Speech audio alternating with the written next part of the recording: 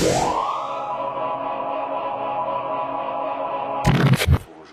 avec une situation où les pays côtiers sont des exportateurs avérés de biens manufacturés dans la zone UMOA, et le Mali, pour citer ce pays-là, est le premier importateur de biens manufacturés dans la zone UMOA d'origine communautaire.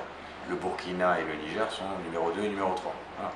Donc vous avez la manifestation claire que l'UMOA a été mal pensé du point de vue texte et n'a conduit qu'à une désindustrialisation du Mali et une industrialisation des pays côtiers.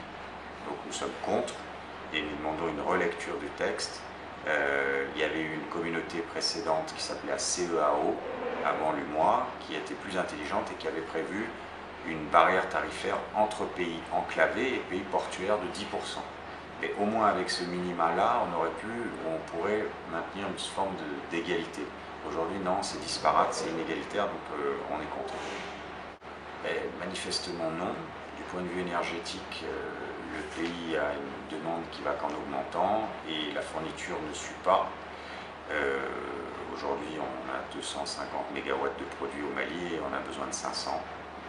Le taux de croissance étant très très important, les investissements, même en cours d'être réalisés, de toute façon, ne rattraperont pas le phénomène. Mais si ça s'arrêtait là, ça irait encore. Après, on a deux autres grands problèmes.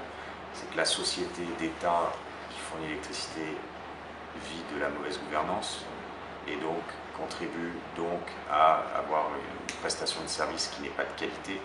Et sa privatisation s'impose, la multiplicité des fournisseurs d'électricité s'impose.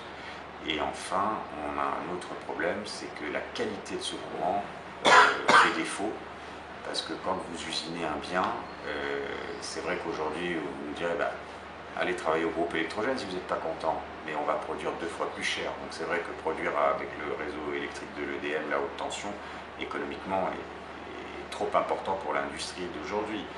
Mais l'inconvénient, c'est que le courant est de piètre qualité. Donc la tension est instable, vous avez des coupures incessantes. Je vous donne un producteur qui fait des sacs en PP pour emballer les aliments.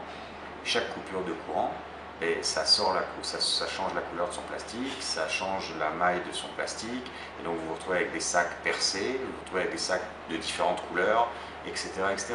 Si je prends un exemple que je connais bien, la production du bonbon, chaque coupure de courant, vous avez une matière première qui est du sucre et du glucose avec des arômes qui est bouillie, qui coule dans des tuyaux. À chaque coupure de courant, vous avez que quelques minutes pour ouvrir toute la canalisation et sortir la pâte, sinon vous allez casser tous les tuyaux.